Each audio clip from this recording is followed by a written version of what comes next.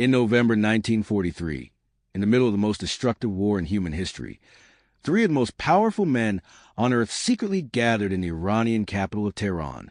They were the leaders of the Allied powers, the so-called Big Three: Franklin D. Roosevelt, Winston Churchill, and Joseph Stalin.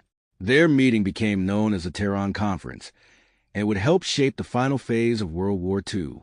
The conference took place between November 28th and December 1st, 1943. Officially, the leaders gathered a planned strategy against Nazi Germany.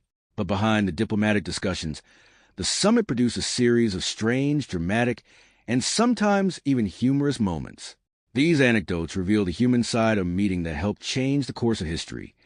The assassination plot, one of the most dramatic stories connected to the conference, involves a supposed Nazi assassination plot. According to Soviet intelligence, German agents planned a secret operation known as Operation Long Jump. The goal was simple but terrifying: infiltrate Tehran and assassinate all three Allied leaders in one strike. If the plot had succeeded, it could have completely changed the course of the war. The plan was reportedly discovered by Soviet intelligence agents led by the young spy Gevork Vartanian. His team tracked German operatives entering Iran and intercepted them before the assassination attempt could begin. Historians still debate how real the operation actually was. Some believe it was a genuine Nazi plan. Others think the Soviets exaggerated the story. But one thing is certain: security in Tehran became extremely intense. Roosevelt moves into Stalin's embassy. One unusual decision during the conference changed the diplomatic dynamics of the entire meeting. Originally, President Roosevelt was supposed to stay at the American embassy in Tehran, but security concerns forced a change. Instead, Roosevelt accepted an invitation from Stalin to stay at the Soviet embassy compound. That meant the American president and the Soviet dictator were living just a few rooms apart. Meanwhile, Churchill stayed across the city at the British embassy. This seemingly minor arrangement had political consequences. Roosevelt and Stalin were now able to talk privately late into the night. The two leaders often held informal conversations without Churchill present. Some historians believe this strengthened the relationship between the United States and the Soviet Union during the conference and left Churchill somewhat diplomatically isolated.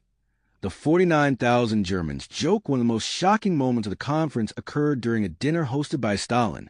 At one point, the conversation turned to the question of what should happen to Germany after the war.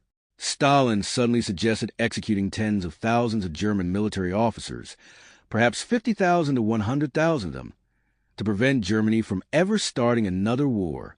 Roosevelt, apparently thinking Stalin was joking, responded with a smile. He said maybe 49,000 executions would be enough, but Churchill was horrified. The British Prime Minister stood up angrily and declared that Britain would never support such mass executions. Only actual war criminals, he insisted, should be punished. Churchill stormed out of the room in protest. The situation became awkward until Stalin reassured everyone that he had only been joking. Eventually, Churchill returned to the dinner, but the moment revealed just how different the leaders' attitudes were. The Sword of Stalingrad, another memorable moment, happened during a formal ceremony at the conference. Churchill presented Stalin with a magnificent ceremonial weapon called the Sword of Stalingrad. The sword had been commissioned by George VI to honor the Soviet defenders of the city during the famous Battle of Stalingrad. The ceremony was meant to symbolize Allied unity. Churchill presented the sword solemnly. Stalin received it respectfully and even kissed the scabbard in appreciation. But then something unexpected happened. When Stalin handed the sword to Soviet Marshal Kliment Voroshilov, the marshal accidentally dropped it. The heavy ceremonial weapon clattered loudly onto the floor. For a moment the room fell silent. The symbolic ceremony had turned slightly awkward, but the gesture still remained one of the most memorable moments of the summit. Stalin's rare journey abroad, the conference itself, was unusual for another reason. Stalin almost never traveled outside the Soviet Union, but for this meeting, he made a rare and carefully guarded journey to Tehran. First, he traveled thousands of kilometers by heavily protected train across Soviet territory. Then he flew the final part of the trip to Iran. Along the entire route, Soviet security forces guarded railway stations, tracks, and airfields. Thousands of soldiers and security agents were deployed to ensure the safety of the Soviet leader. For Stalin, Leaving the Soviet Union during wartime was extremely risky, but the strategic importance of the meeting made it necessary. Tehran becomes a fortress during the conference. The city of Tehran itself was transformed. Security measures were extraordinary. Radio broadcasts were restricted. Communications were monitored. Borders were tightly controlled. Transportation routes were closed and military patrols increased across the city. For several days, Tehran was essentially sealed off from the outside world. The presence of the Allied leaders made the city one of the most heavily guarded places on Earth.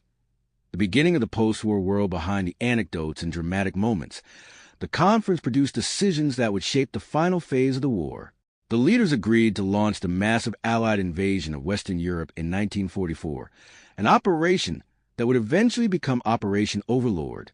They also began discussing the shape of the post-war world, including the idea of a new international organization that would later become the United Nations. But they also debated difficult issues like the borders of Eastern Europe and the future of Poland, questions that would later contribute to the tensions of the Cold War.